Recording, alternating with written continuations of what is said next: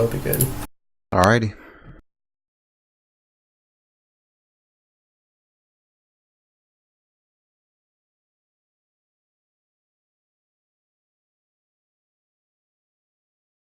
Gonna go ahead and switch over to your audio. Alright. Gonna go ahead and switch over to your audio. Alright. Just gonna jump in a level to help with the audio check. Yep, gonna go check now, so if you guys can keep talking so I can hear you both and see if it's good compared to the game. Alright. Sure, yeah. Is our audio good compared to the game volume? Hopefully it is. Yeah, I hope it's alright. It should be alright. I haven't changed anything on Mumble since I last used it, and it was fine then. How you doing today, DSS? I am doing good. How is everyone else doing? Tired, but feeling good, feeling great. That we've already met the goal. We've met the goal 8 hours in. Yeah, that's pretty This crazy. is just all all for fun and charity. Alright, it's pretty good, but if you can turn the mumble volume up a little, because send us a little low. I can just try and speak up a little too. Just give me a second. Let's see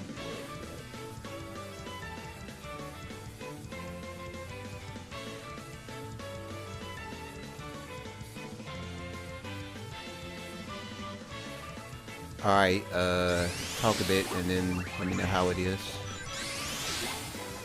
Alright, is this better at all? We have better audio levels. Yeah, it's actually fine.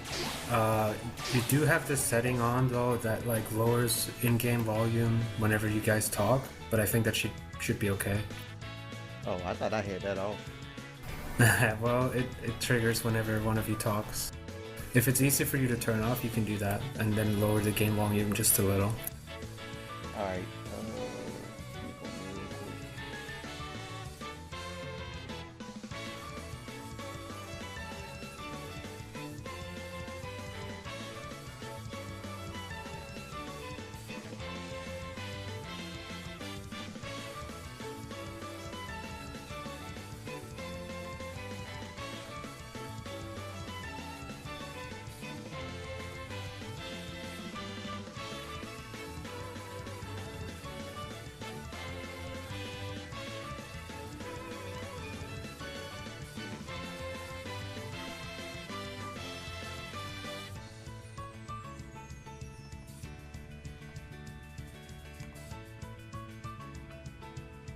Apparently I don't know where that is, so I guess we'll just stick with it. Yeah, that's fine. Don't need to use time on it. Alright. So, we're ready, so whenever you give me a countdown, I'll start the timer and get your run going. Alright, let me get it set up. It's only going to take like, what, 20 seconds or so? Alright.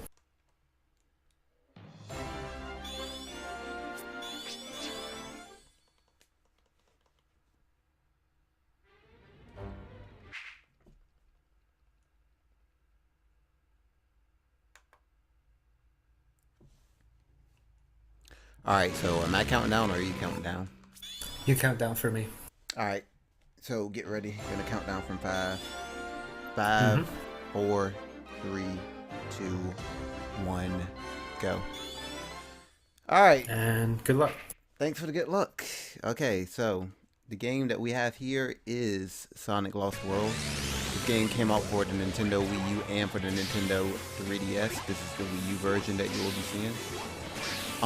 The category that I'm actually running is called any percent wingless. So to start things off, since this is pretty straightforward, I'll just cover a bit about what wingless is compared to any percent. Something that's pretty common in the newer games is that there is often a helper mechanic whenever you either take a lot of damage or take a lot of deaths, kind of like help you out through the game. This game has one of those helper mechanics. It is a winged item that will show up if you die 5 times before making it to the next checkpoint. That item is a wing capsule, and what that wing capsule will do is if you make contact with it and break it open, it will send you to the very next checkpoint. There are some, well, actually a number of instances in the game where that's actually faster than just going through the stage normally.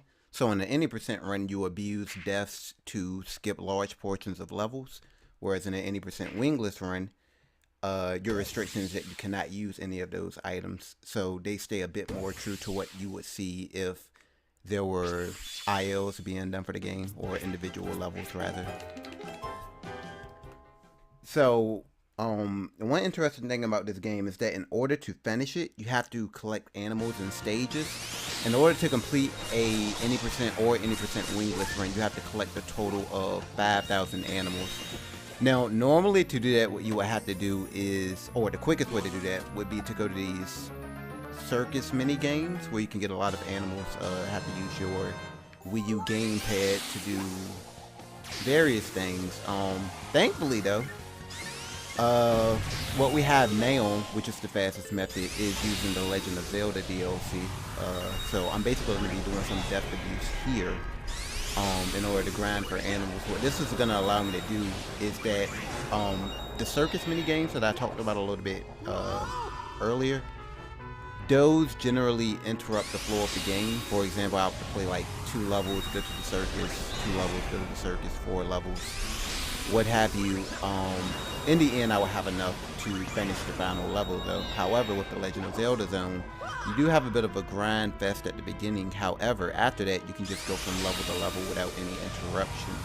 So I am going to be grinding for animals until I get, normally you go for about 44 or 50 when you exit, but to keep it a bit marathon safe, I'm gonna probably collect about 4,600. Because normally what I do is I'll collect animals in stages through capsules that don't slow me down too much, or enemies, or you know, things like that. But there is the rare chance that you don't actually get all of the animals that you need from enemies and capsules. And in the event that that happens towards the end, I will have to replay a level. So I'm just going to sacrifice the extra 5 seconds or so to ensure that that won't happen later into the run. So if there are any donations to read, that would actually be a really good time. Unfortunately, we do not have any new donations to read right now. Okay, that's cool. Let's see. I can actually talk a little bit about the plot in this game. It's not really too much to it. Basically, it starts off with Sonic and Tails trying to save some animals from Eggman. He's apparently snatched up a capsule, or a handful rather, but they're trying to save that. While attempting to save that, they get shot down, stumble upon a lost world known as the Lost Hex, and in this world there are a certain species known as Zetis. Those are the main enemies in this game. There's 6 of them, hence the deadly 6. So you'll see me encounter each and every one of them as I progress through the game. And I'll pretty much like elaborate on who they are whenever I make it to them. But yeah, the grind fest is almost over. I have to die 2 more times. No, 1 more time. Then after this death, instead of taking another death, I'm going to continue and go through the rest of the stage, make it to the end, and then I will be able to continue on with the run.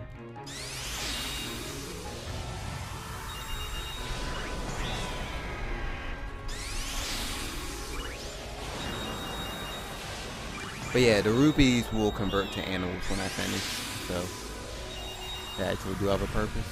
There are actually 3 different pieces of DLC released for this game. One of them helps you get a lot of rings, one of them helps you get a lot of lives, and this one helps you get a lot of animals, so they all have their specialties to it. Like I said earlier, you want to leave with about 44 or 50, but to keep this marathon safe, I'm going to grab those 2 extra lines of rupees, so there is no way I'm going to make it to the end without having enough animals, because you'll notice how the animals play a part when I make it to the end of this zone. basically zone 4 in every area requires you to have X amount of animals to unlock it. So the first one is only 300, but I should be good to go for the rest of the game now. So that's nice. Now it's time for Windy Hill 2. Windy Hill 2, there isn't really too much to it. Just knowing where to keep your speed, where to take damage, things of that nature. Purposely get hit there. Try not to get bopped by that snail. Part is somewhat tricky. Got bopped, but this is one of those games that has a double jump, which I love having in platforms. You actually use that to shift your momentum in some cases, and you'll be seeing a bit of that later. One thing that I should go ahead and touch up on, every boss in this game is free. They're extremely easy, and the primary reason for that is because of a new mechanic that they introduced into this game, which is the multi-lock-on. Normally these bosses would take about 6 hits to defeat, give or take. Some of them, there are exceptions, but most of them would take about 6 hits to defeat. But with the multi-lock-on, most of these bosses are going to go down in 2 hits, which makes things really easy overall.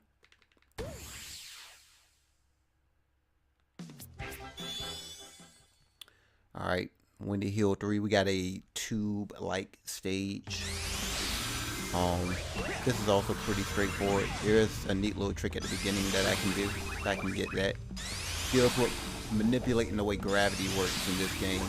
It's pretty interesting. For these tube levels, if you notice I spin dashed off of the wall. Tube levels, wherever you jump from, the gravity keeps itself in the same fashion that it was in from wherever you jump from. So if I jump kind of like from the side, and then after that I maneuver to the left or right onto the side of a wall, I can actually use that as if it was solid floor.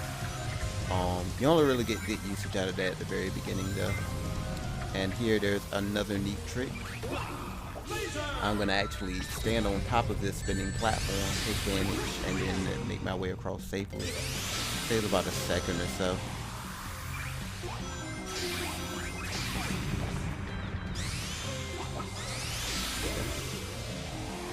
For the end, they have these boulders which do follow you around.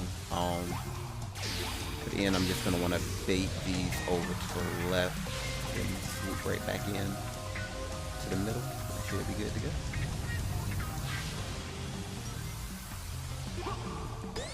Nice. I'm gonna be missing some of those capsule jumps already now. So far, so good. All right, and here's the final zone. Final zone. I was actually thinking the next zone, that's 300 animals. For that zone, as you can see, before you're actually able to play it, you have to save 100 animals. And every zone 4 is going to be like that. But, as I said, thankfully, I already have more than enough animals. So I will never run into the problem of having to get more. Reason being is because whenever you finish a stage that has a capsule at the end, that's a guaranteed 30 animals. And there are going to be enough of those situations where I'll never have to worry about actually saving any animals. In the event that there are some and it's not going to cost me too much time, or any time rather, I'll probably just do that because there is an auto scroller coming up later, which does have a neat trick in it. But yeah, that's generally where you would try to get up your animal count some.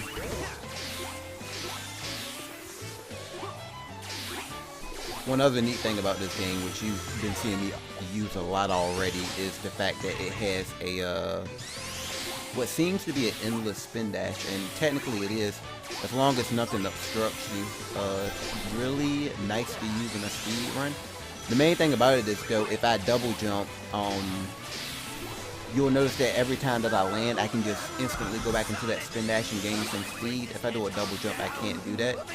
So knowing how to manage your jumps is really important. Knowing when you can actually make it across the gap without doing a double jump and things of that nature really helps out in the long run, especially when you're trying to save seconds.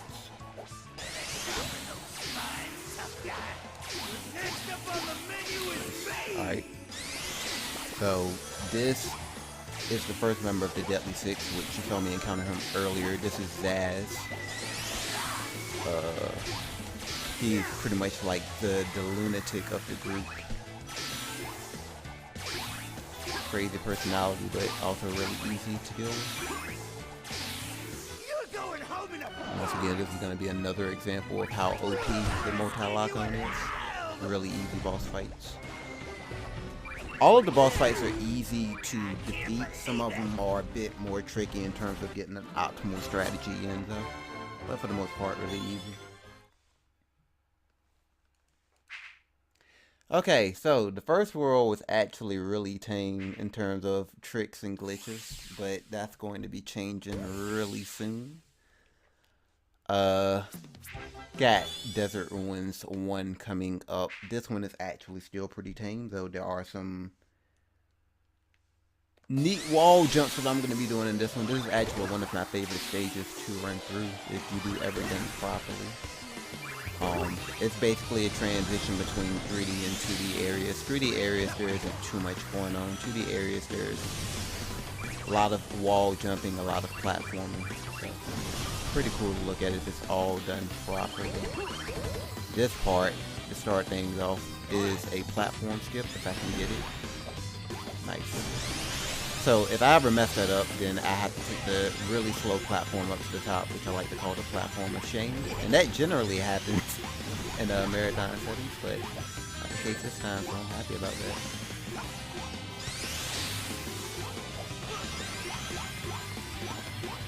But yeah, the parkour mechanic is pretty much the, I would say the most different mechanic when it comes to this related to Sonic games.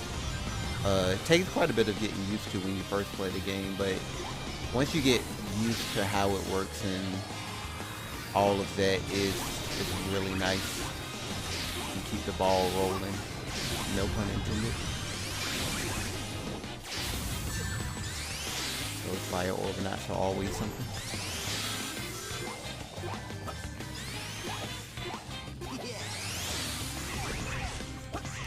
Try to squeeze through here. Nice.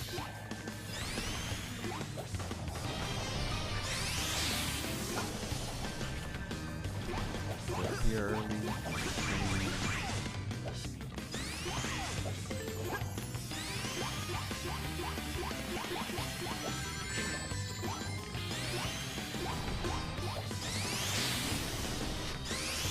If there are any donations, then it would be a good time to read them, because I'm going to be explaining something in the next level. I will take a look, but no, it does not look like we have received any new donations yet. Alright. Gotta be careful about what terrain you actually are on in this particular game, because some of it won't allow you to spend extra, which you can see at the end right there. A little sloppy. Still keeping the ball rolling. We do have a moment, though. I would like to just plug the marathon itself. Sure. So this is JRTA Marathon. It is a marathon that was dedicated to getting 3 of the better Japanese speedrunners, Oxwas, Hanage, and Ohan, out to HDQ. We set a goal of $6,000, and we actually met it yesterday after about 8 hours of streaming. But we had a full weekend of streaming planned, so we figured we'd just keep going and donate the excess to Doctors Without Borders. So that's what we're doing now. Okay, so there's a trick in this level which I just messed up, but I was a bit off in terms of my positioning. But this entire level is supposed to be an auto run. But there is a neat little trick that I found a few months back that allows you to change it from being an auto run to a free fall. And it's somewhat tricky to do. Okay, there we go. Basically what you have to do is you have to grab onto the edge of where that plant was located, because if you land on the plant, it'll send you into auto run again. But provided you can actually land beside it, do a spin dash, and then jump immediately after. The way gravity works in this game is pretty wonky in some locations. I'm not in a good position at the moment. Might actually end up dying here. We'll see. But yeah, based off of how you jump, you can actually break out of the auto run and head to the end of the stage. And yeah, I just messed it up. That's really bad. But yeah, based on where you are actually positioned, when you grab the edge right here, you can actually break out, land on top of the honeycomb, and from there spin dash to the outside. But on the way down, there are actually some kill planes that you have to be aware of. So I have to stick to the outside, but in addition to that, you also have to be aware of your location, because if you're too far outside and you're trying to come back in, which is unfortunately what happened last time, you will not be able to make it back into the arena. So ideally what you want to do is, I'll have it this time because I'm actually set up. Ideally what you want to do is you want to avoid the kill planes, but not be so far out that you cannot come back just before the boss fight, because this is the last strip that you will be running on before you enter the boss area, which I'm actually there now. Spin dash through, you free fall, and you will find yourself at the boss fight. Alright. This is one of the longer boss fights of the game, but still pretty easy to deal with though, however. This game as a whole, I would say, sums up with somewhat challenging levels and then really easy boss fights. Even on the first trip to them, there aren't really much to deal with.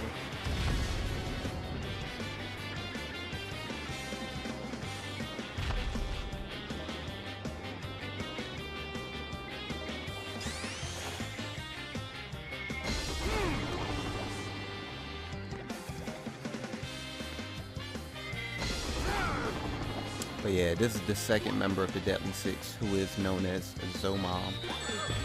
Just take that trade at the end. It's pretty much the fastest thing that you can do. You can wait for him to land if you want to, but you know, there's him in the air. Doesn't really change much. That was weird. Doesn't really change much in terms of how much time you save or lose. Alright, so now with that breakout, there's actually a breakout in the next stage, which is called Desert Ruins, not Desert Ruins. I like to call it Sweet Mountain 3 because Sonic colors. But this is actually one of the biggest tricks in the game. What I'm going to do is I'm going to break out underneath this flooring that I'm currently on. And if all goes well, I am going to do a series of inputs that's going to cause gravity to take me all the way from the beginning of the stage to the end of the stage. And that worked out well. You can actually land on top of where the cannons are and go straight to the goal ring, or the capsule rather. In this case that did not happen, but it's all fine. The cannons will take you right around safely, so. Worst thing that can happen is you die immediately after breaking out, or you miss the cannon, which missing the cannon very, very, very rarely happens. Don't have to worry about that. Alright, so now we have Desert Ruins 4. Desert Ruins 4 is what a ton of speedrunners love to go through, obviously, auto-scrollers. But there's actually a really neat thing about this auto-scroller in particular. You actually can manipulate the time that you get when running through this. There are a number of triggers throughout each tornado section, and in those tornado sections, these triggers manipulate how fast the tornado moves. For this first section, there are generally just two speeds, slow and not so slow. For example, that's why I'm waiting for the tornado to get really close right there. There's actually a trigger in front of me that was going to slow it down, and then there's one after that that speeds it up. There's another example of that here. I'm currently in the slow state, and then it's back going fast again. Now we got a drill section, because the Wisps have returned from Sonic Colors. Is 3 new and 3 old. Rocket Drill and Laser are the old ones, and then Rhythm Special Case, but all 4 of those are new. Now, that wasn't really the interesting part that I was talking about when it comes to this particular auto-scroller stage. What I'm going to be doing is I'm going to be exploiting a mechanic which allows you to run on a wall infinitely. Because I can manipulate the speed of the tornado and the triggers are based off of where you're located, I'm going to actually keep this wall in front of me the entire time while this tornado makes its course through the level. Because it will be going really slow through this section, but that's not going to be the case. Now if I do a double jump and then I hold on to the spin dash button, I can actually spin dash in midair, which allows me to make it to this part. And now I'm going to be exploiting that again to make the tornado go extremely fast towards the end. And once again, I'm going to just wait on this ledge. That cactus is going to disappear. Then I can jump and make it safely to the end of the second tornado section. Overall, those tricks save quite a bit of time. As a whole, it saves, I think, roughly 20 seconds. Quite a noticeable amount of time that it saves. But yeah, basically the way wall jumping in this game works is that if you jump away from a wall, you still have the ability to parkour on another wall. But what you can do is you can exploit the way that works by jumping away from the wall, doing a double jump to cancel your momentum, and then run on that same wall that you were just doing wall jumps on. So that is what the infinite wall running mechanic is. It can also be done in 3D, but in 3D, instead of holding away when you jump, you kind of hold like away and at an angle, because you don't want to lose any speed. You'll be seeing me use that variant a bit later in the run as well. Really useful though.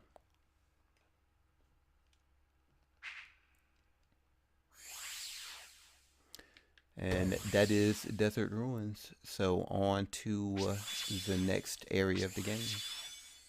Tropical Coast.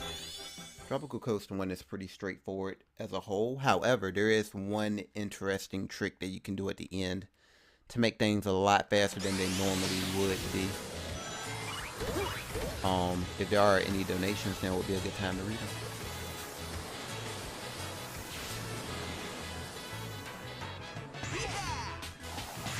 We do not have any donations right now, but I will take the moment just to quickly plug something. Go ahead. Since I haven't posted in the chat in a while, haven't had the moment. If you donate $25 at any point in this marathon, you will be entered into the draw for 2 grand prizes, each approval, 2 separate drawings. The first one is an AV Famicom set, which is great for streaming, and the other one is a Hori Mini 64 pack. And both of these prizes were supplied to us by Yujizo. And the Hori 64 pad actually comes in your choice of red, green, blue, black, or yellow. Oh, that's what's up. Alright, so this is actually the trick that I was talking about at the end. There are cloud sections in this game, and when you're in the cloud section, they actually make you do a, well, since I kind of goofed, they make you do this, which is a lot slower than what you saw me doing beforehand, which is spin dashing. Basically, if you land on these clouds by doing a bounce attack and canceling that bounce attack with a spin dash, it allows you to spin dash on the clouds.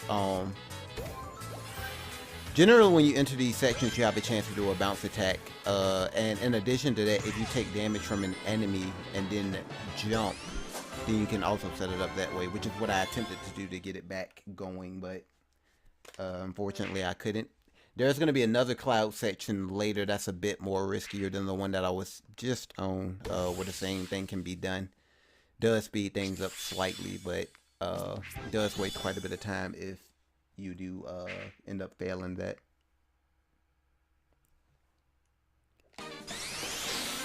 Alright, so now in Tropical Coast 2, you basically have to lure these fruit to fans. They create paths.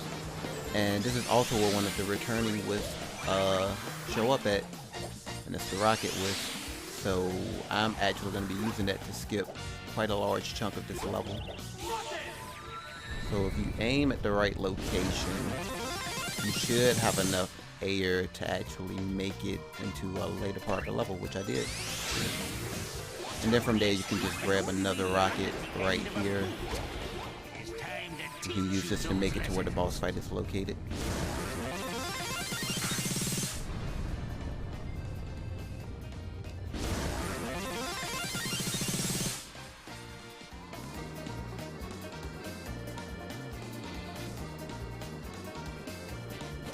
Prepare to be tested, young one.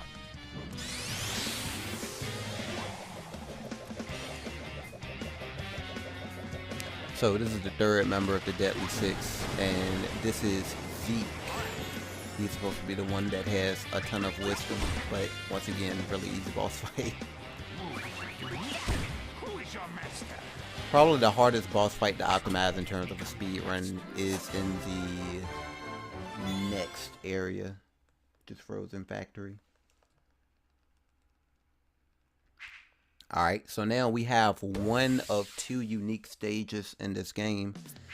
There are two rail stages, and rails operate quite a bit differently than your normal mechanics of the game do. For starters, if you do a double jump 1 frame after you let go of jump, which is pretty easy to do since you have both A and B to jump, you get a slightly higher double jump than you normally would, which isn't too beneficial as a whole, but it does help for some situations like this. Might be able to get it, might not. Didn't quite get it, but you can jump over both of those cars if you get the correct input. These also have a slew of 3D and 2D sections. I'm supposed to be completely 2D at the moment, but I jumped around the 2D trigger, so I'm going to keep my 3D properties.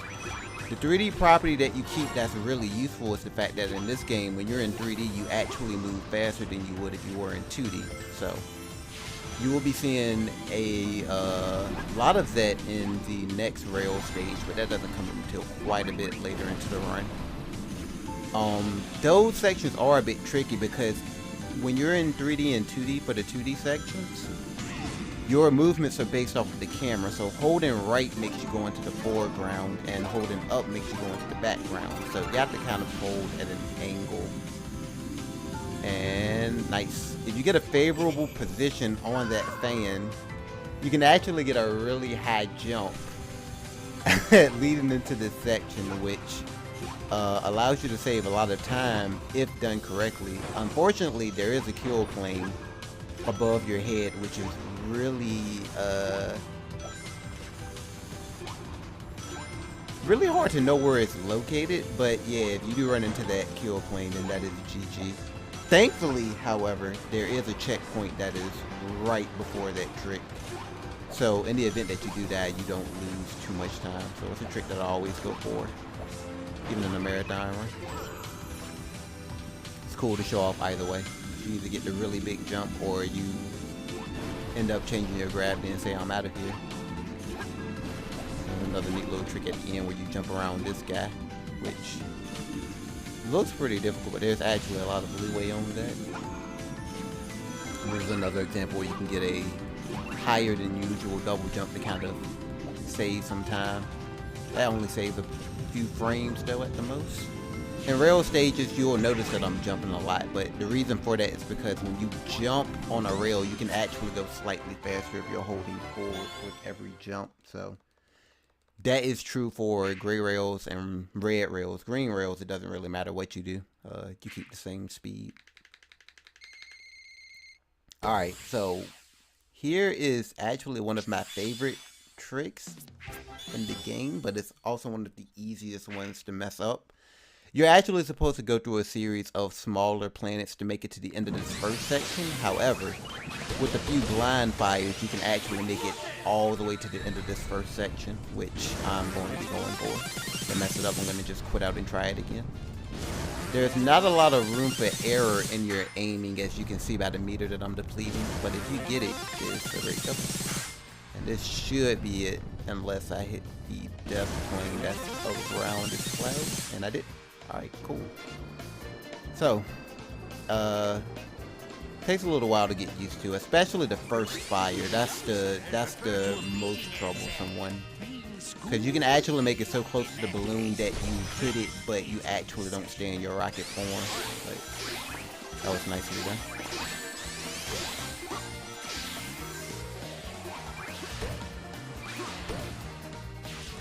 The rest of this level is pretty straightforward for the most part, so if there are any donations, now would be a good time to read them off. Disturbs the tranquility of my garden. Spiny blue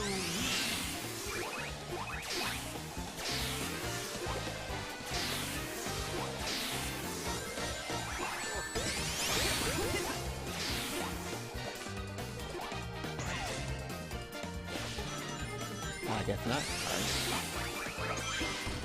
That's cool. One thing that I will touch on, I guess, then, is that these circular platforms, or these round platforms, whatever you want to say, they can be quite finicky if you're doing a spin dash, but you can actually go around them completely and still be perfectly safe. It's something that I generally like to show off in a marathon because I'm feeling lucky. But yeah, you can actually go around them and be completely safe unless that happens, because that's one of the finicky things about it. Depending on where you jump off of these platforms, you can actually get stuck into another spin dash. And in the event that happens, more likely than not, you're actually gonna be you're gonna be screwed. In some rare cases, you can actually jump out of it and be perfectly fine, but most of the time it'll just send you to your doom. This boss fight is all about making sure that you go to the right planet, which is always the same planet every time. First planet, you just go over to the right some, and then the second one, you look for the planet that has pineapples on top of it, which is this one. Alright. But, once again, overall the boss fight is really easy.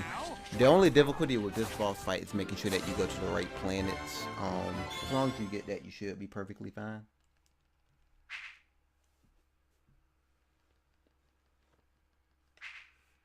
I'm sorry, DSS. I went to grab a soda. Whenever we do have some time, there's actually a new donation. Oh, okay. There's time coming up in a little bit. I'll let you know when that is, because this level actually has a few things in it. Frozen Factory Zone 1 is actually one of the longer levels in the game, but because of a series of tricks that you can do, like spin dashing off of that slope, you can skip a lot of what you're supposed to actually be doing. Basically the way this level works is you're supposed to go to the end of a strip, which sends you back but at a higher elevation, and then you're supposed to go to the end of the strip again, sends you back at a higher elevation. Then you can make it out of there, but don't have to actually do any of that, thankfully. And this is an example of what I was talking about earlier, where you can take damage from enemies in order to spin dash on clouds, which you're not supposed to normally do.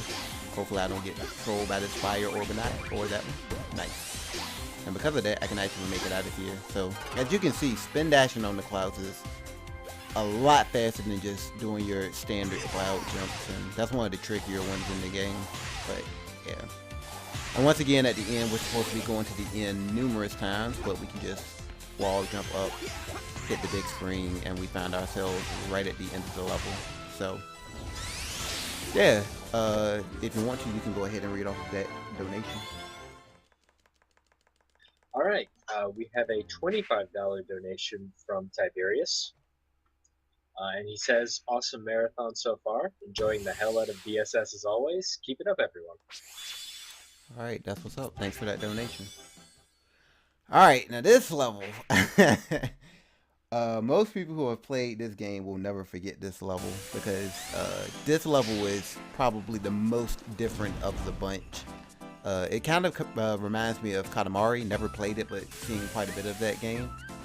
But yeah, the controls are still the same, but the feel is a lot different. It's extremely easy to just fall off of map on this particular level, and there are going to be some risky spin dash jumps and things of that nature that I'll be going for. Obviously, it is a speed run. I didn't have too much trouble going through this the first time, but I would be lying if I said I had no trouble. There is actually a really nice time saver that you can go for too, actually, in this stage. There are platforms that send you up to the next section, and you can actually reach an early cycle on both of them. They are kind of tricky to get, but we'll see. You can get a lot of speed by jumping off of this at the right point, running into that, and then hopefully, nice. You can kind of interrupt this one on the way up, and if you do, it'll actually bring you up really early. If you miss that, you have to wait for the next cycle, which wastes about 7 to 9 seconds. So it's nice if you can get them. And here's one of those risky jumps I was talking about. Nice. A number of things can happen right there, because you're more than likely going to land on a bomb, and you're more than likely going to run into the chicken as well. So yeah. Another thing that's really finicky about this is these little guys. Normally they like to behave and send you on the right path, but every now and then they like to put their troll face on and throw you right off the stage, which has killed runs before. But yeah, they're actually being nice this time around. Big ones, you can just knock them off if you have enough speed, and that was a really nice spin dash, all according to plan. But yeah, the big ones, if you don't have enough speed, then they'll actually knock you off instead. So generally a good idea to get rid of them. Though you don't have to for that one. Second one, you can actually let him stay alive. This one is a little finicky as well, because that was a close one. But based off of how you run into those two, sometimes you'll go perfectly straight, sometimes you'll get knocked to the side, and sometimes you'll just get stopped completely. In that case, I got knocked to the side, but not enough to throw me off, so that was a good thing. And I got the early cycle again for the second one. That one I think is a bit more tricky than the first one, for different reasons, but still tricky nonetheless. Aw, you're adorable. This is probably one of the harder bosses to optimize in the game. You actually can't die against this boss unless you run out of time though, which is pretty odd. But the way this boss fight works is that there are some regular snowmen, and then there are some snowmen that have bombs for a head. If you hit a snowman that has a bomb for a head, then you basically get a different pattern, and it wastes a lot of time before the next pattern comes up. So essentially what this boss fight is trying to do is time you out so that you get a time over and die. The positions will also change if you stay on a pattern for too long, so you gotta be kind of hasty with it. Generally the game is nice though. If you mess up, you get an easier pattern to deal with. That's not always the case though, because it will cycle through after you mess up, I think, 2 times. But yeah, some of them are easier than others, but ideally you don't want to mess up any patterns, in terms of hitting the bombs anyway.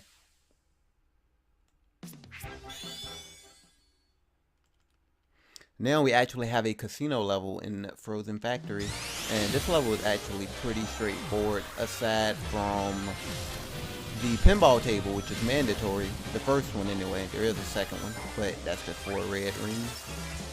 And I generally waste a lot of time in here, but we'll see what happens this time. That's a nice start. You basically have to rack up 1,500 points, and when you rack up 1,500 points, the middle will open, and when the middle opens, you can leave. That wasn't too bad. Generally, the hard part is leaving. Ideally, what you want to do is get the points down to 800, and then from there, you want to land into the middle, because the middle gives you 800 points, and from there you'll land right into the center. So there's actually a way that you can launch from the beginning and make it into the middle. Then you'll kind of like hang on to the edge, and if you tilt it at the right time, you'll fall right back in. The difficulty with that is actually launching at the right speed, which I was really close to, but not quite what I needed.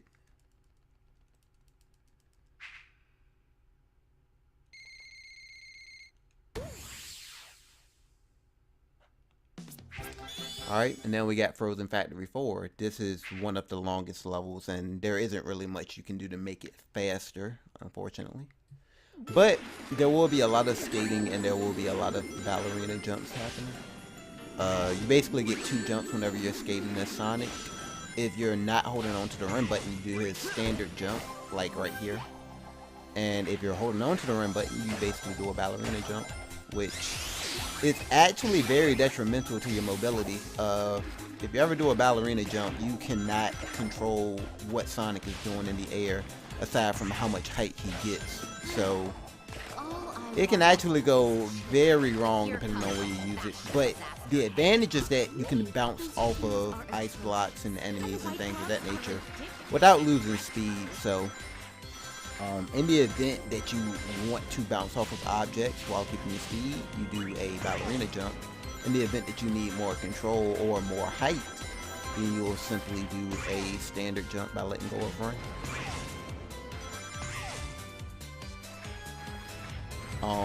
The rest of this level is pretty straightforward aside from one section and the boss fight, so if there is a donation, then will be a good time to read it. We don't have any new donations, but I will take the time to plug some incentives we have. Sure.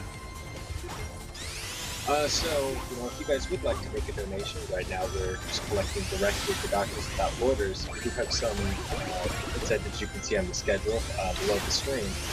And coming up in only a couple of hours now, we have Sinister1 who's going to do a Punch-Out run, and we have an incentive for him to get a real KO against Tyson instead of a TKO. That is a $250 incentive, and we have only received a single $10 donation for it. So, if you guys want to see that happen, you've got a couple hours left to get in those donations, but not a ton of time. Alright, so once again, this is an example of where you can exploit the infinite wall run. As I said earlier, all you have to do is jump away from the wall and then jump right back at it with a double jump to cancel out your momentum, and that allows you to actually run on the same wall multiple times. Makes that section a lot quicker. That looks like a really close call back there, but all you have to really do is hold on to the spin dash button and you will make it through every time, provided that you let go as soon as possible. Really close call. Alright, so now this boss fight actually has a neat little trick that's hard to see if you're not aware of how it's supposed to happen. This phase is supposed to have this boss fight is supposed to have 2 phases, but if you do a double lock on and then a single lock on, you can actually damage Xena, who is the 4th member of the Deadly Six, before she can actually get up and start phase 2, which normally you're not supposed to be able to do. If you do let her stand up all the way though, she'll become invincible again until she actually begins her attack, which wastes quite a bit of time. I think around 5 to 6 seconds. So, really neat trick to know about. And from here we go into Zone 5, which is Silent Forest. This zone actually has, Zone 1 rather, has a neat little skip, which I'll be able to explain more about when I get there. It's a bit finicky though, so I generally go for it twice, and if I don't get it, then I just move on. But there are some small planets that you'll see. These. They contain spiders, which contain some butterflies. These butterflies are required to make the plant in the middle come to life, which shoots you to the next section. There is actually a neat little trick that you can do in the upcoming section that will allow you to not have to free those butterflies, but instead skip that entire planet. You have to basically make your way up to the top of a tree and then spin dash off of it in such a fashion that you can make it to the next area. What's finicky about it is how you spin dash though. There are a lot of parts of this tree where if you attempt to spin dash off of it, all of your speed will just get killed instantly. You have to make sure you're far enough on the tree, which hopefully that is, but I might actually end up dying from that. Okay, I lucked out. Number of things can happen when you're on the tree, and that's what makes it finicky, depending on where you're standing. You can either get a ton of height, which is what I just did. That normally results in a death, which I'm glad it didn't. You either just get all of your speed killed and make it nowhere, or you end up making it to the next part, which I just got. So that was nice. So yeah, it saves time if you get to skip first try. Otherwise, it's actually a waste. One of the harder tricks that doesn't actually reap you much benefits in the event that you get it. But always nice to show off either way.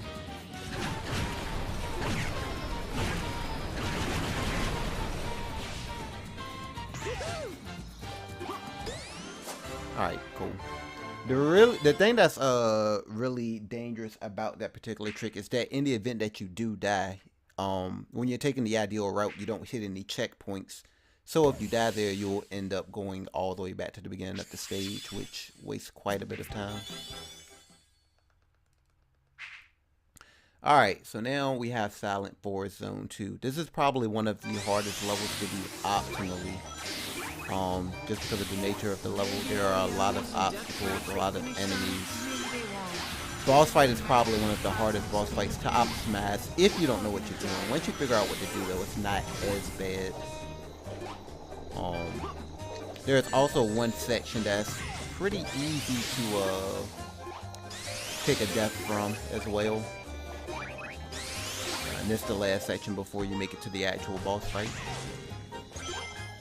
Though I did find out one really neat thing that makes it a lot easier to deal with. So it's pretty rare that I actually take a death there now, which I'm happy about. Used to be a really big run killer prior to.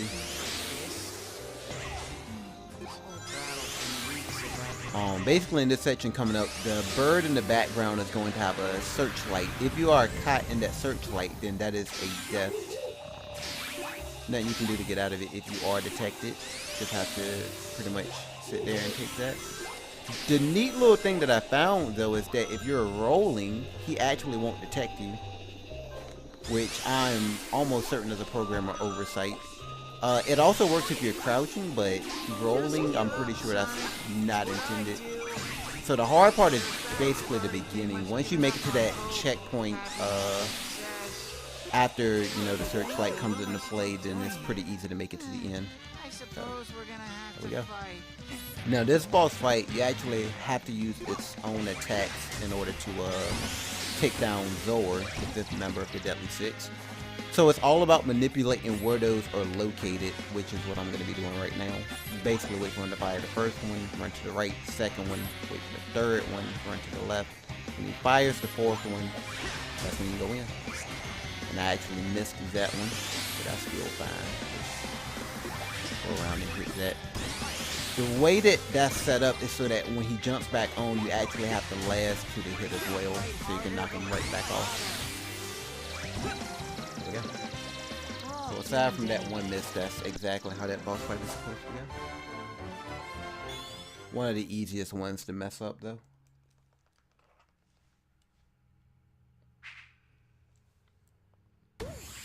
And now we have a level that seems to be a bit more fitting for Frozen Factory. However, it is in Silent Forest.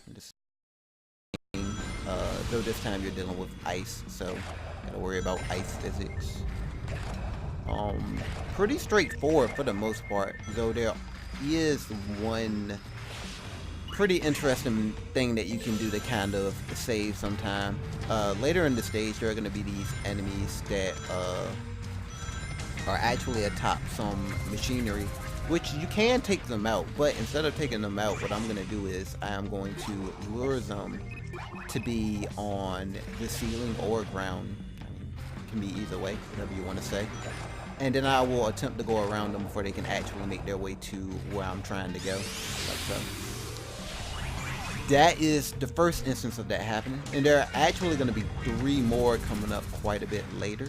But the neat thing about that is that you can actually trick them into staying into their position that is out of your way the entire time, primarily because of the way that they're programmed. They're programmed to stay in position based off of where you're at, but those triggers are actually really far from where they are located at. So That'll be coming up right here.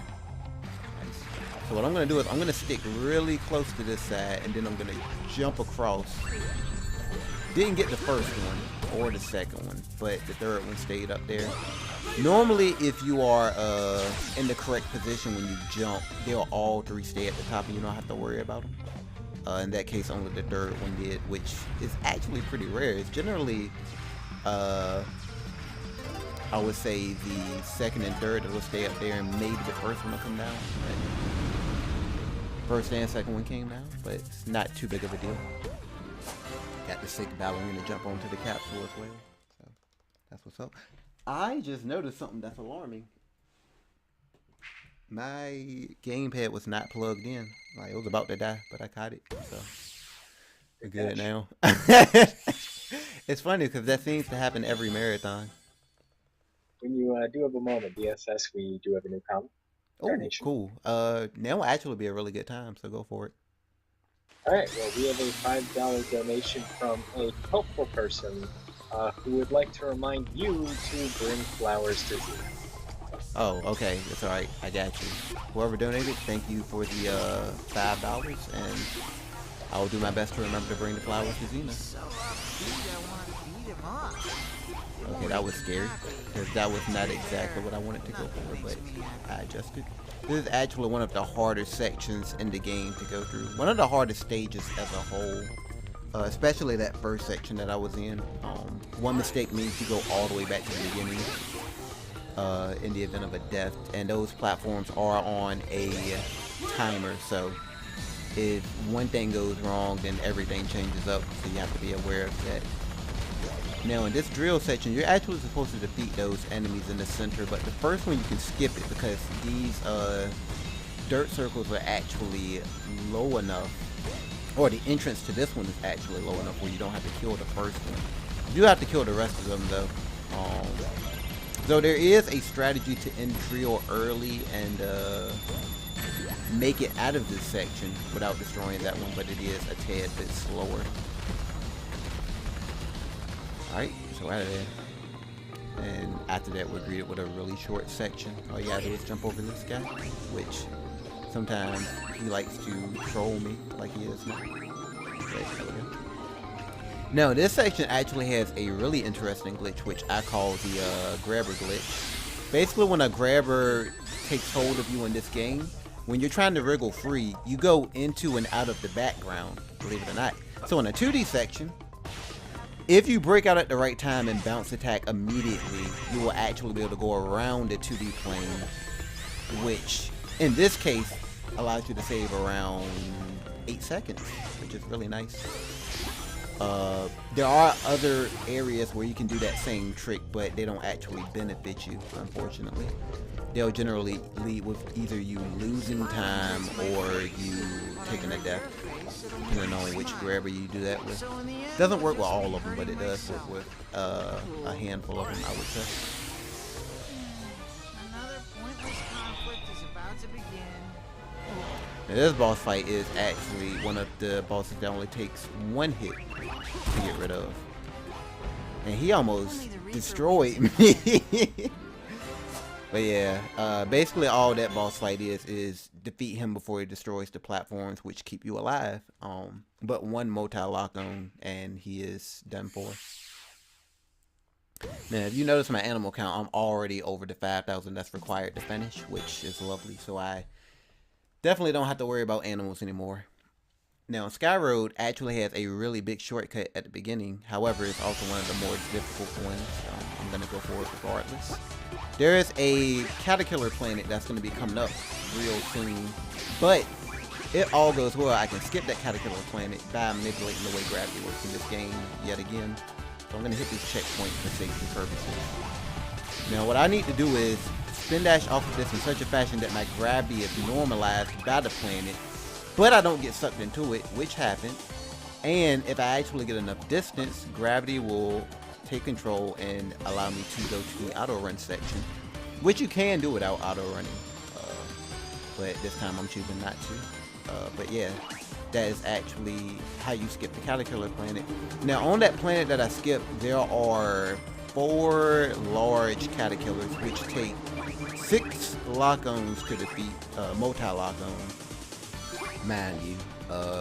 Takes about 35 to 40 seconds to get rid of all of them and make it to the auto run. So it saves a substantial amount of time if you can actually get that trick.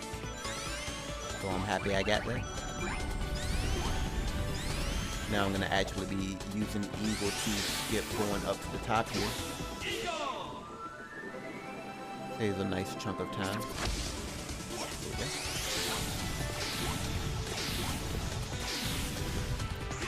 And now we have a mini boss fight coming up. There's this giant turtle that basically fires missiles. Your objective is to hit 3 of them back, and the difficulty increases with each one that you land.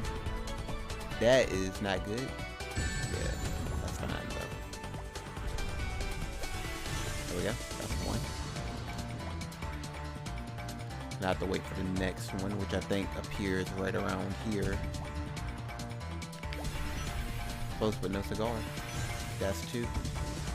And the third one should be appearing right where this ring is at. Cool. And the spring should appear right around here. A little too far to the right.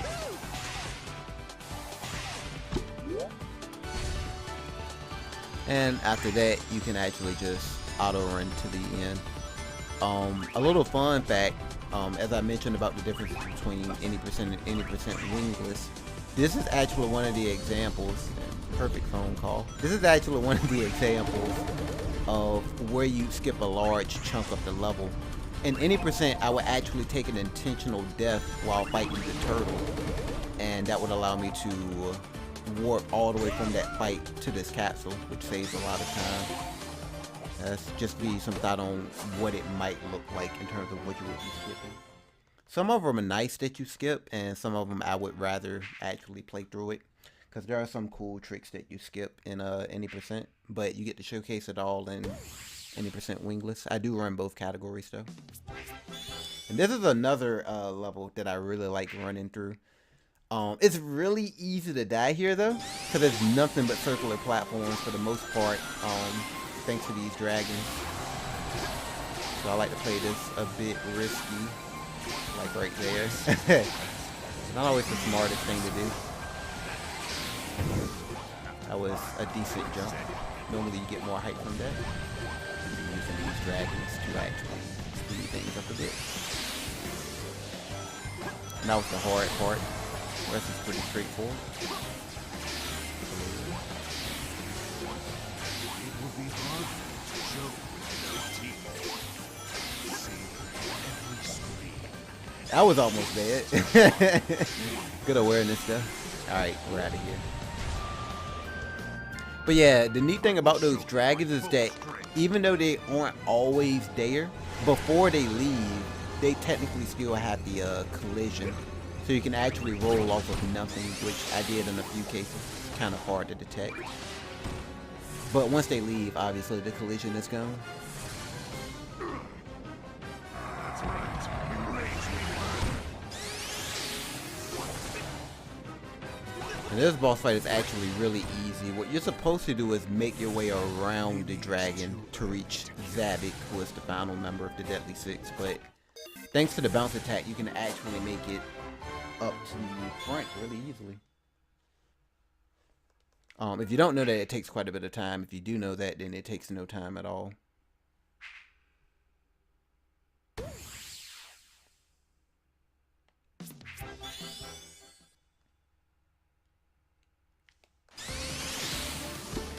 And here we have the last auto-scroller, but unfortunately, like the other one, there are no neat tricks that you can do to speed this one up. You just gotta wait it out. Really, when it comes to time attacking this one, it all depends on what you do at the mini boss. That's at the end.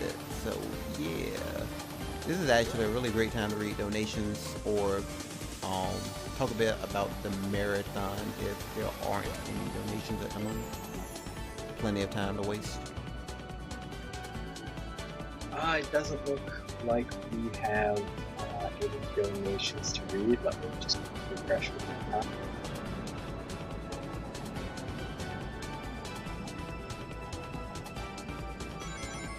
It does not. So, I'll use this time actually to go over some upcoming bid wars we have that people can donate with. Alright, cool. Later on today, there's going to be a group troop race between Cycle and Buffy, I believe. I'm going to make sure they're still doing the race there. Yes, they're doing a race. And donation incentive is for what character they play, Max or Goofy. Currently, Goofy is way in the lead with $305 to Max's $50. So if there are any Max fans out there, maybe fans of the Goof Troop movie, that'd be a good time to get it on your boy Max. Ape Escape 3 has a donation incentive to play as the boy or the girl, and being JRTA, the girl is rightfully winning 60 to 10. And then on Sunday, we have a little bit of an odd but interesting bid war. It's actually a game bid war between the Elder Scrolls 4 Oblivion and Valkyrie Profile Sapphiric Gate RTA. And currently, Valkyrie Profile is in the lead at $120 to Oblivion's $96.66. So those are some cool bid wars you can donate on if you would like to put in some money for Doctors Without Borders. Alright, cool. Yeah, just in time, the auto-scroller is over. So, now we go into the final zone of Skyroad. One of my favorite ones to run through, though it's also the longest stage in the game as well.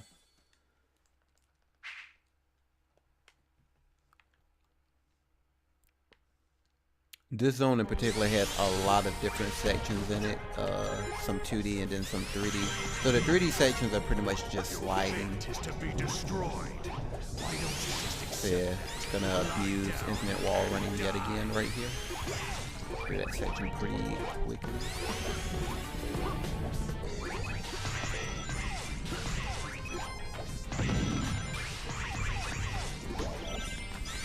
I actually get a rhythm wisp right there, but I'm never gonna make use of it, or I shouldn't have to. In the event that I like fall down and almost die, I could use a rhythm to save myself, so it is nice to have around in the rare case that happens.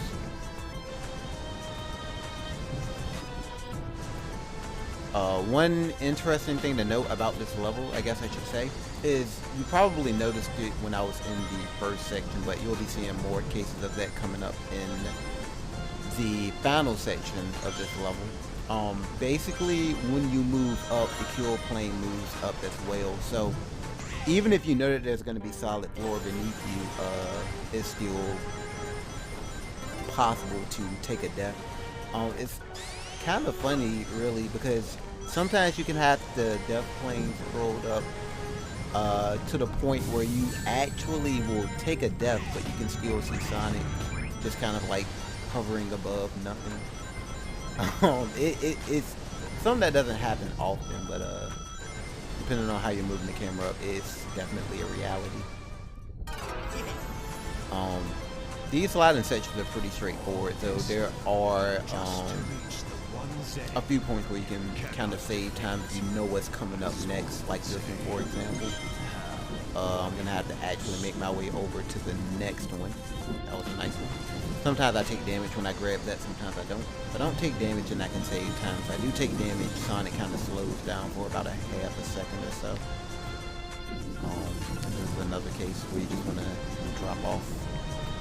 Don't really need any extra lives. You get plenty of those in a any percent winless run. As you can see, sitting on 20 lives. Though there is a level that's going to be coming up in a bit where I might actually have to use up a few of my lives. We'll see how that goes. The hardest stage in the game. Hoping all goes well with that, or at least somewhat smooth.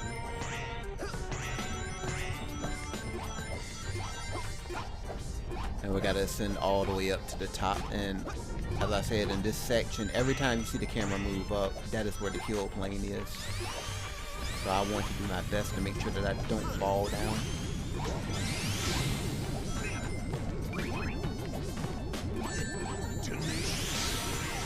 special right there. Sometimes I'll do something stupid and just fall right back down, and that will cause the death to happen. Just take damage here. Now you actually have a little bit of time to move before a boss fight starts, and most boss fights don't actually start until you're on the ground. So I actually take advantage of that time to get onto the right side of Zabik here, because I want him to attack to the right instead of the left, because as I do more and more damage to him, he's going to go further and further up this dragon, which is all the way over to the right. There we go. So ideally you want him to be moving to the right at all times, not to the left. This is going to be the final phase. The final phase, I got to knock him to the edge so that he's off balance, and then from there I can actually do a full lock on in order to knock him off. So I'm just going to do a single homing attack here and then charge all the way up. Next meeting looks to be interesting. For the people who play through this game and somehow haven't figured out what the multi-lock on is, that boss can actually have them stuck for a little bit, but generally by now you know about it, so it's all good. And now we enter the final area of the game, which is Lava Mountain. Zone 1 is basically a boss rush. It's gonna deal with the first 3 bosses that you fight in the game, in order as well. So it's going to be Zaz, Zomom, and then Zeke. Even in their powered up forms, which is basically what I'm dealing with now, they're still actually very easy to beat. It's pretty funny. The only one that actually gets a chance to attack is Zomom. He's also the hardest phase to deal with because locking on to him is actually a bit finicky. So we'll see what happens. The rocks that are falling are also random, so they can hit you, but the chances of them killing you is very slim as long as you grab a ring. Okay, that was almost really bad. If you noticed, it took a while for those second and third lock-ons to come up. In the event that you don't get the triple lock-on, you have to actually wait a little bit because he gathers a bit of invincibility frames, and that's what makes it difficult to deal with. Pretty easy to die there if you're not paying attention, assuming you don't get the triple lock-on, that is. And once again, Zeke is really easy to deal with, and that's that boss rush. Okay, so here we actually have the hardest stage in the game, in my opinion. This is the second rail stage, which is Lava Mountain Zone 2. Now, this particular stage is supposed to go 3D, 2D, 3D, 2D, 3D. However, I'm going to be doing this entire stage in 3D if all goes well. Now, the thing that's risky about it is there are a number of places where there are carts with bombs on them. These carts don't just damage you, they are a one-hit KO. So I am in 3D, that's a good thing. I'm going to intentionally take damage there. So I'm going to have to go around all of these bombs and make sure that I don't make contact with them. All the while, there are some sections where I have to actually gain more speed in the air. And as I mentioned before, holding right does not make you go to the right. It makes you go to the right and into the foreground. Just like holding up makes you go forward, but also into the background. So you have to hold a specific angle to make sure that you're actually not going to miss the rail. The thing that makes it really tricky is that it's really hard to tell where you're gonna land based off of the shadows and the camera. So it's pretty easy to take a death here. The first section isn't that difficult to deal with, or rather as difficult to deal with as the second one. The thing about the second one that makes it even more riskier is, well, more risky rather, is that when you get to the second section, you have to make a decision. If you decide that you want to do the second 2D section in 3D, you hit a checkpoint immediately after that, so your decision is locked. So if you're having trouble dealing with that section in 3D, then you just gotta get good basically, because there's no way to revert that decision. It's all about when you jump. I jumped at the right time, so now I'm gonna be doing this in 3D. That is one of the scarier parts, weaving in between those two bombs. And like I said, those are a one-hit kill when you make contact. And there's also another really scary part, but I do get to skip this cycle that you normally have to wait for. And now I have to hold the angle because you don't get enough speed to actually land up there. And I got it right, so I'm out of there without taking a death, which I'm always really happy about. So that was good. It's not quite over yet though. This is the final 3D section, which this is a lot easier to deal with than the rest of it. So should go fine. And if there is any donation, there will be a good time to read it. Nope. We still have no new donations to read. Alrighty then. If you are not confident in your jumping right here, those red rails will slow you down, but you don't have to actually slow down and make it through that final door. There's quite a bit of leeway on that as well, so pretty cool. Not really much you have to worry about on that jump once you've done it enough times anyway. Alright, so here we go. This is the final level, more so because the next level is just a boss fight. This is technically a boss rush, but it has levels within it as well. It's not just the boss itself. You're gonna have to do a bit of 3D, 2D, and then after that you make it to a boss. That's basically the format of these levels, or of this level rather. There's actually a hidden spring in that lava, which I did not know about for the longest.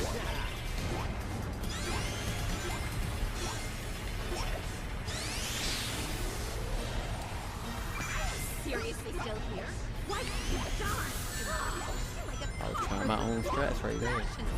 So, okay, the person who donated that I should bring flowers to Xena, what? No. I forgot about them, but I do have an explanation for you. See, what happened was, I saw the flowers, right? But then I remembered that I was on a speed run, so I couldn't pick them up. So maybe next time. Alright, but yeah, that is Xena taken care of. The next one coming up is Zor. It's similar in fashion to what the boss rush was that I did last time, but as I mentioned before, actually has some leveling in between it. Not just boss after boss after boss. So this hover that I got at the beginning of the stage, I'm actually going to make use of that here in the interest of time. This is actually one of the stages where it's kind of easy to lose a run, because most of the stuff that you do in the level, you will need to keep that for a later part. So dying anywhere is generally not a good thing, because this hover that I got from the beginning, I'm actually going to be using that right now. Move over, grab that hover before it runs out. Nicely done. I'm gonna go up some more, then waste the rest of this hover so I can hit the spring. Hit this checkpoint just in case.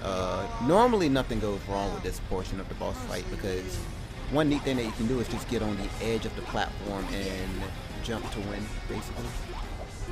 Even if he lands on the platform that you are currently on, you are far enough to the edge where he won't actually damage you. And then you can take care of him, sometimes before he even shows up, which is really nice. And once again, I'm going to grab this hover, and I'll be utilizing this later. So, once again, got to try my best not to die here in the interest of time. And once again, I'm exploiting the way wall jumping works in this game, so I can just run along that entire thing from the outside to stay completely safe. Really nice section. I'm not feeling any better. Alright, and now we have the last platforming section. Early cycle? Nice. And now we're going to be using that hover right here to make this platforming section go by a lot faster. Basically just going out and in, out and in. And normally if I go up there without running into anything, I'll go all the way up to the top. If it's not as smooth, then I'll just hit the checkpoint. Be on the safe side. And now for this boss fight, you can just stand right behind Zavik and get the full lock on. That's phase 1 done. But after that, he decides that he wants to show you his full strength, so he just like grows 5 times his size apparently. Now normally you're supposed to be going up and attacking him as you climb, but if you utilize all of these properly, or most of these anyway, then you actually don't have to go anywhere. Like that. Nicely done. But yeah, you're supposed to basically climb and attack him when you get a chance based off the blocks that appear, but once again, don't have to actually go anywhere as long as you do that correctly. Alright, so from there we make it to the final boss, and as you could see, I needed 5,000 animals to unlock this particular level. So let's take down Eggman. For those of you who have played or seen Sonic Colors, this boss fight might actually look very familiar to you because it is quite similar to the final boss of Sonic Colors, though it doesn't have quite as many attacks. So it actually has the same format as well. As long as you don't get hurt twice in between phases, you'll be perfectly fine. The thing that differs is that even if you do take damage, he will not repeat that attack phase. He'll just move on to the next one. So it's a bit easier in that regard.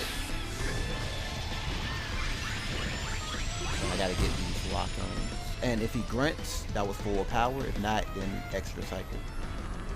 Alright, so we got a grunt. So this is going to be the final phase, and we are actually nearing the end of the run. So get ready on the timer. All that's left in this boss fight is avoiding this harder phase, and once I avoid the harder phase, I'm going to have to attack 3 times. Attack his base, attack the arms, and then attack him directly one more time.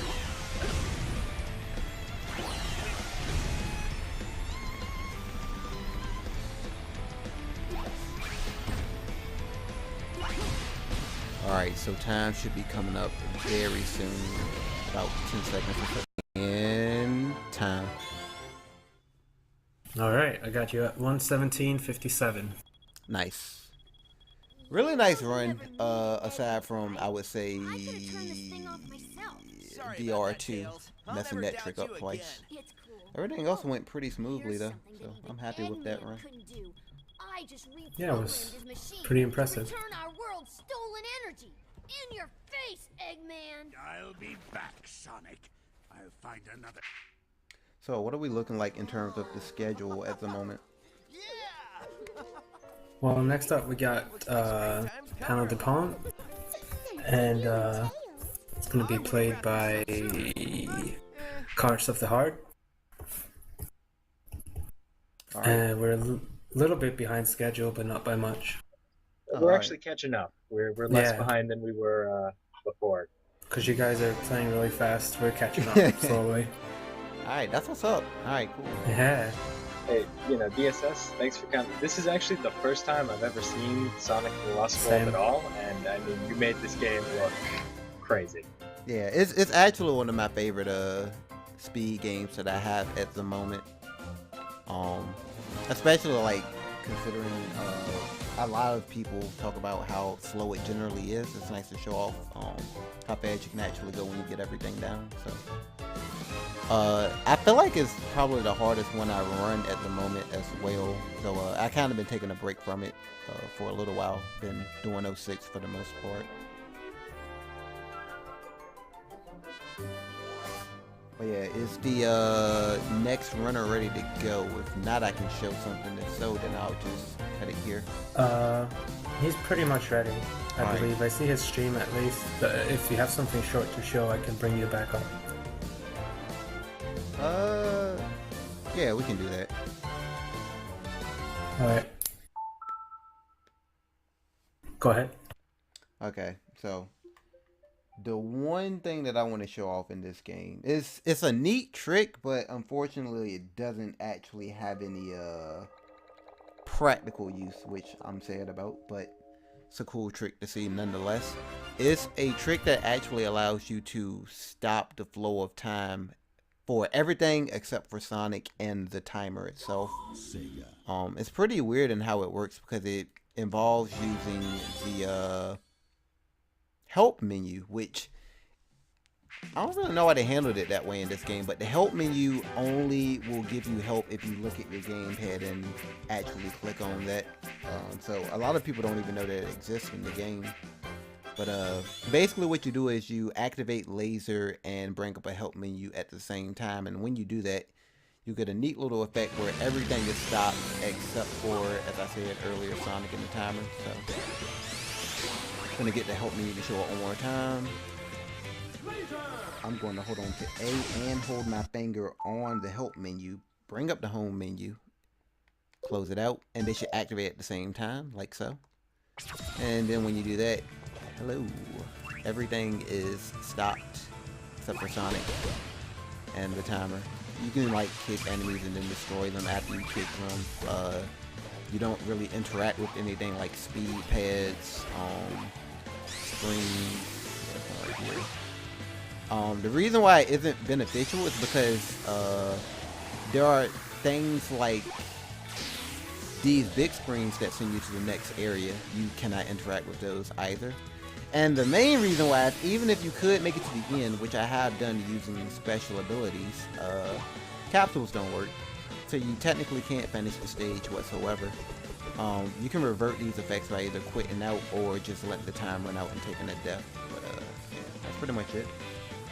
And this is the wisp that you never saw in the game, the bomb wisp, which actually does have a speed running use. It's just not practical at the moment, so I'm still looking into it a bit to actually implement it into the speed run, since you get a freebie through the Legend of Zelda Zone.